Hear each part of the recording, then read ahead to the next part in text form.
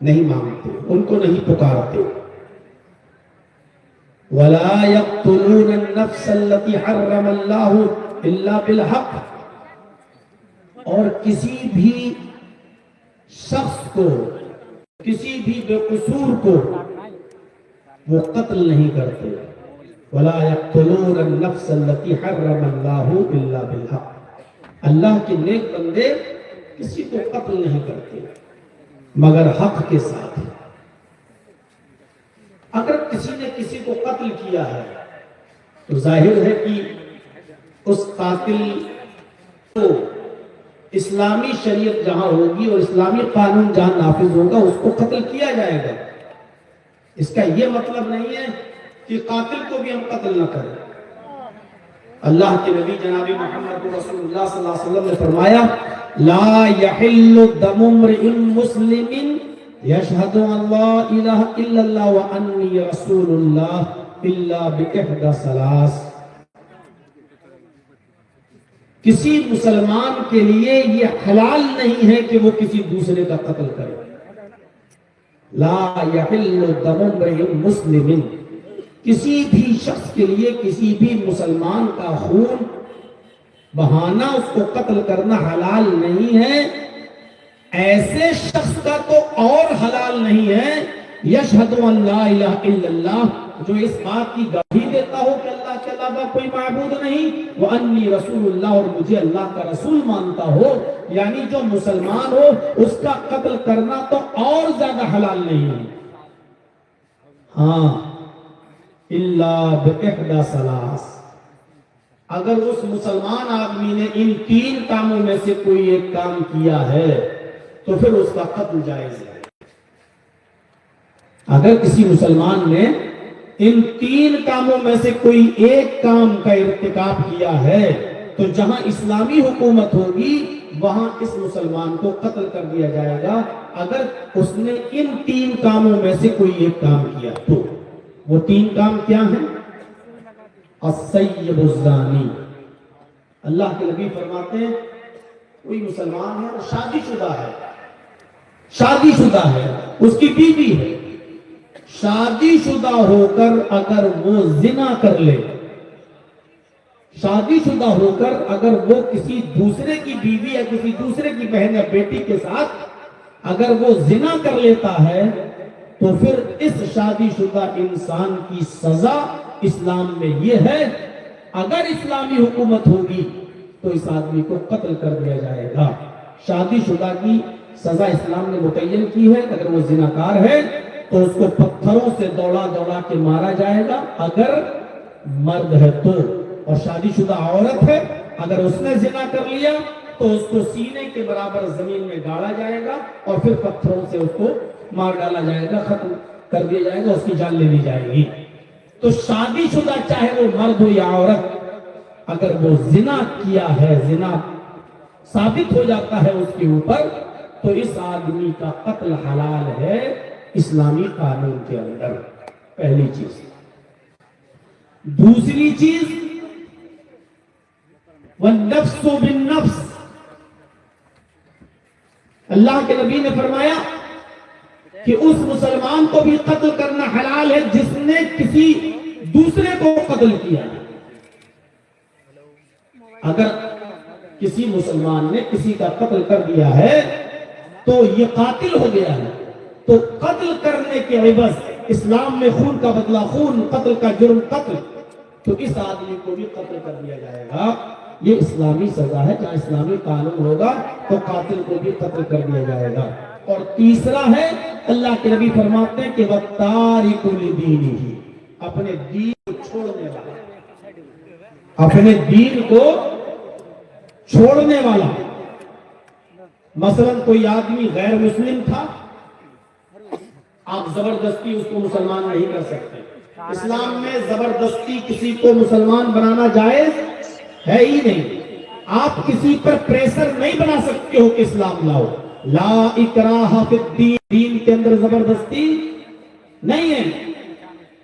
لیکن اگر کوئی شخص اسلام کی خوبیاں دیکھ کر اسلام لے آیا، اپنی مرضی سے مسلمان ہو گیا، تو پھر وہ دین نہیں چھوڑ سکتا۔ اگر وہ اسلام لانے کے بعد پھر اسلام سے منحرف ہوتا ہے، اسلام لانے کے بعد اسلام چھوڑتا ہے، بعد میں کہتے نہیں ہم اسلام چھوڑ رہے ہیں، ہمیں اچھا نہیں لگ رہا، ہم عیسائی بن رہے ہیں، تو پھر اس دین کو چھوڑنے والا بھی سزا کے طور پر اس کو بھی قتل کر دیا جائے گا۔ اگر کوئی شخص اپنی مرضی سے اسلام لایا، زبردستی نہیں ہے اس کے اوپر کہ اسلام لاؤ، لیکن اپنی مرضی سے لائے ہو، خوشی خوشی لائے ہو تو چھوڑ نہیں سکتے۔ اگر چھوڑو گے تو اس کی سزا یہ ہے کہ اس آدمی کو بھی قتل کر دیا جائے گا اسلام کے اندر۔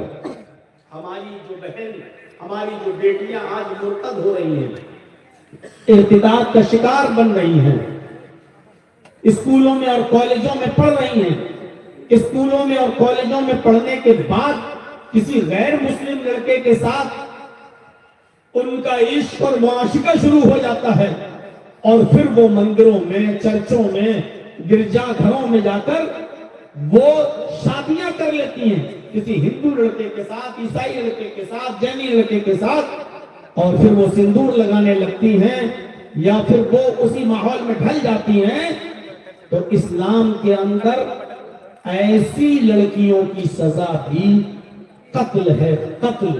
اگر اسلامی حکومت ہوتی تو جو اسلام کو چھوڑ کر دوسرا مذہب اختیار کیا ہے، لڑکا ہو یا لڑکی، اس کی سزا یہی اسلام کے اندر مرتد کی کہ اس کو قتل کر۔ یہ والا پھر بھی اونچا لگ رہا ہے، دیکھیں مانتا نہیں، منع کر رہے ہیں اور پھر بھی سب لگائے ہوئے تو کہاں منع کرنے کا کیا فائدہ ہوگا؟ یہ بھی لگے، یہ بھی لگے، یہ بھی لگے، سب کو لگے۔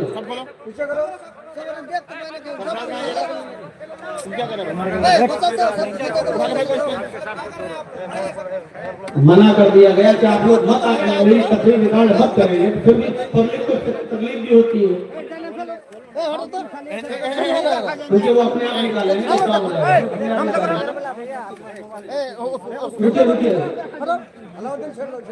چلیے آج بالکل نیچا کر لو، لیکن کل سے بالکل نہیں، آج نیچا کریے۔ چلیے اب وہ آدھی تقریر بنے اس کو نہیں پیچھے کریں، پبلک کو تکلیف نہیں ہونی چاہیے عوام کو۔ دیکھیے بھائی جا رہے ہیں جلسہ لے کر، آپ لوگ جو دے سکتے ہیں دیجیے، اور اسی لیے جلسے ہوتے ہیں سیمانچل میں، علاقے میں۔ ہاں اب بیٹھ جائیے بالکل اپنا موجود، جتنا نیچا کر سکتے ہو کر لو۔ تو سنیے، تو اس کی سزا اسلام میں یہ ہے مرتد کی کہ اس کو قتل کر دیا جائے، یہی سزا۔ تو ایک چیز یہ بتائی، وَلَا يَقْتُلُونَ النَّفْسَ الَّتِي حَرَّمَ اللَّهُ إِلَّا بِالْحَقِّ، اللہ کے نیک بندے کسی کا قتل نہیں کرتے ہیں مگر حق کے ساتھ۔ وَلَا يَزْنُونَ، اور جو زنا نہیں کرتے۔ یہ ان آیات کے اندر اللہ رب العالمین نے مومنوں کے اوصاف بتائے ہیں۔ جو حدیث میں نے آپ کے سامنے پڑھی ہے، اس حدیث کو امام احمد نے اپنی مسند کے اندر نقل کیا ہے۔ حضرت معاذ اس حدیث کے راوی ہیں، فرماتے ہیں کہ اللہ کے نبی محمد رسول اللہ صلی اللہ علیہ وسلم نے مجھے 10 باتوں کی نصیحت فرمائی۔ آج کی تقریر میں شاید میں 10 باتوں کی طرف اشارہ نہ کر سکوں، میں گنا تو دوں گا 10، لیکن جتنا ہو سکتا اتنا بتا رہا ہوں۔ حضرت معاذ ابن جبل کہتے ہیں کہ اوصانی رسول اللہ صلی اللہ علیہ وسلم بعشر کلمات۔ حضرت معاذ کہتے ہیں کہ اللہ کے نبی صلی اللہ علیہ وسلم نے، محمد رسول اللہ نے مجھے 10 باتوں کی نصیحت فرمائی۔ اور دیکھیے گا یہ 10 چیزیں مسلمانوں ہمارے اندر پائی جا رہی ہیں کہ نہیں پائی جا رہی ہیں؟ ان 10 باتوں کی وصیت فرمائی ہے، کیا ہم پورا کر رہے ہیں؟ پہلے گنتے جائیں۔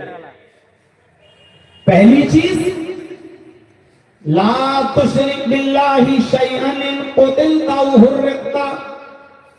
اے معاذ، تم کبھی بھی کسی بھی کنڈیشن میں اللہ کے ساتھ کسی کو شریک مت کرنا۔